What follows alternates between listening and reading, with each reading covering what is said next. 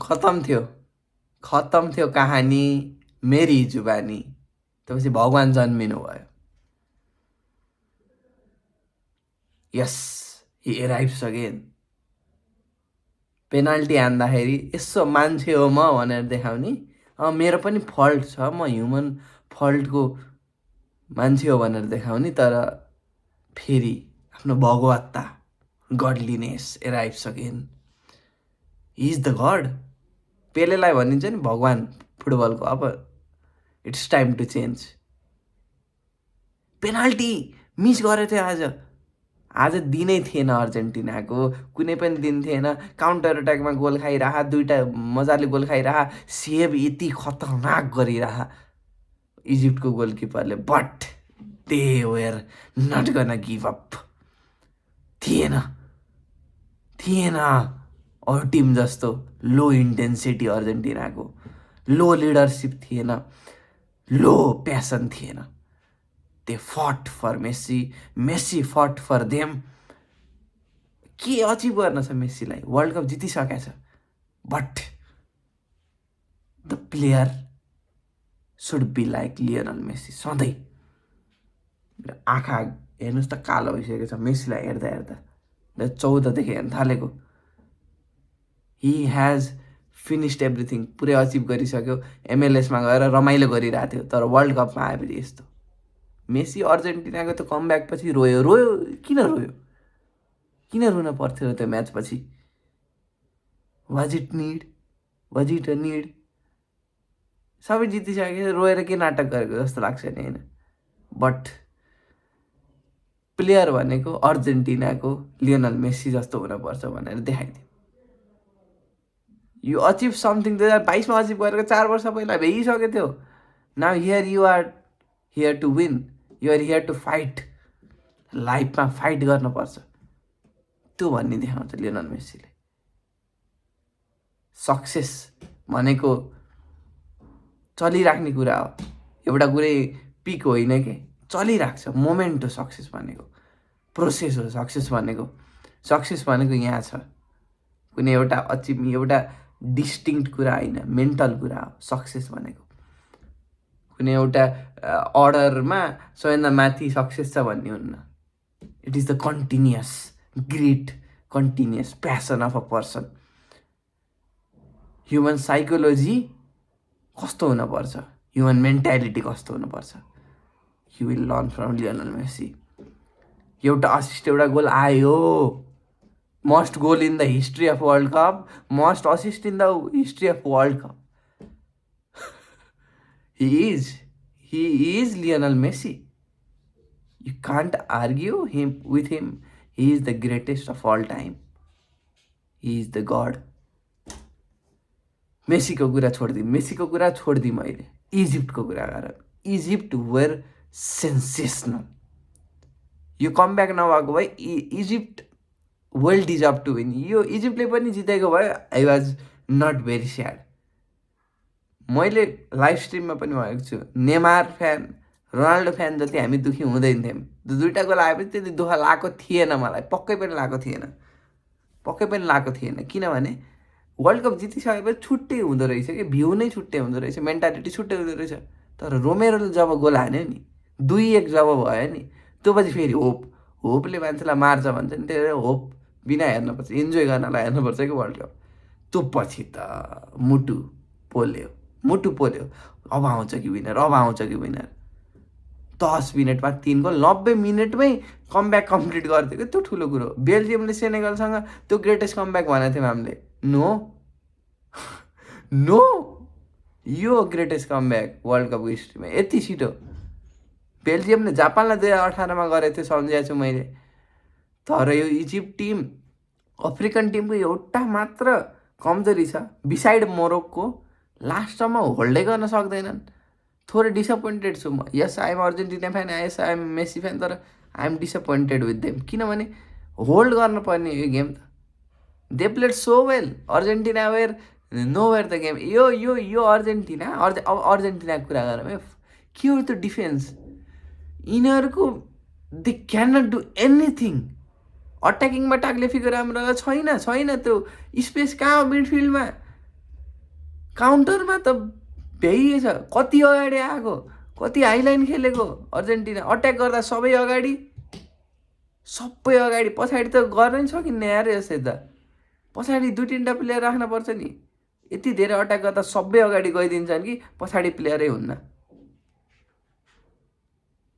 अनि पारेडेसको यो गेम त्यसले बचाएको डिफेन्सिभ मिडफिल्डर हाम्रो दाइले बचाएका हुन्। आज लियोनल स्केलोनीको राम्रो टिम थियो, तर डिफेन्स त तपाईँलाई चाहिन्छ। लिजान्डर मार्टिनेज रोमेरोले केही गर्नै मिल्थेन त्यहाँ, के गर्ने त्यहाँ त सबै अगाडि आउनु भएको छ। डिफेन्डिङ त गएर बक्समा गएर गर्नलाई त त्यहाँ पुग्न पनि पऱ्यो नि, त्यहाँ पुग्न नपाउँदै इजिप्टले गोल हानेछ। थोरै डिफेन्सलाई अलि पछाडि बस्ने, धेरै अट्याक गर्न होल्ड गर्ने कि एम्बापेहरू भइदिनु त भ्याइदिन्छ, 5 गोल हान्छन् यो टिमलाई।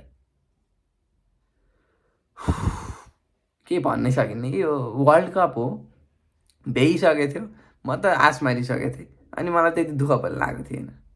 तर Messi was never gonna give up. Argentinian फ्यानलाई मतलब थिएन, मेस्सीलाई थियो मतलब। Messi said I am here. Elephant in the रुमको कुरा गरौँ। भिआर रिग्ड भयो कानुन। FIFA is for Argentina, World Cup is for Argentina. कोचले पनि, इजिप्टको कोच जो आफै इथिकल्ली करेक्ट छैनन् जिन्दगीमा, त्यो कुरा गर्दैनौँ हामी। लोजिकल फ्यालेसी लाउनु न त्यसमा, पर्सनल अट्याक गर्दैनौँ। तर was it rigged? FIFA world cup, football सबै कानुन हेऱ्यो भने वाज इट रिग्ड? सुरुको सबैभन्दा ठुलो कुरा त्यो इजिप्टको सेकेन्ड गोल थियो कि थिएन, जुन डिसअलाउड भएको थियो, त्यो थिएन। लिजान्डर मार्टिनेजलाई तपाईँले टक दिन गरिसक्नु भएको थियो। थोरै धकालेको भए मतलबै थिएन कि। धकाल्दै हजुरको खुट्टा, हाम्रो इजिप्टको डिफेन्डरको खुट्टा, इजिप्टको डिफेन्डर अट्याक जसको खुट्टा भयो भने लिजान्डर मार्टिन त्यति अगाडि आएको थियो, खुट्टाले लिजान्डर मार्टिनको खुट्टालाई किचेको छ बल विन नगर्दै। त्यो पछि इट वाज अ फाउल। यो नियममै छ, कानुनमै छ, कानुन गएर हेऱ्यो हुन्छ। टकडिन भएको थियो, त्यो थोरै ढकालेको भए के फरकै पर्छ, ढकालेर हल्का फुल्का त्यो सर्ट मानिन्थ्यो। तर ठ्याक्कै तपाईँले किचिहाल्नुभयो भने it is a foul. Lisandro Martinez उहाँ थियो, त्यही त भने उहाँ थियो कि लिजान्डर मार्टिनेज। अनि पछाडि आउनलाई अनि त खाली हुन्न त। त्यही भएर रोड्रिगो डिपरले पारेडेसको गेम मलाई इम्पोर्टेन्ट लाग्यो, अनि त्यसमै गोल हानिदियो। धन्न त्यो फेयर थियो।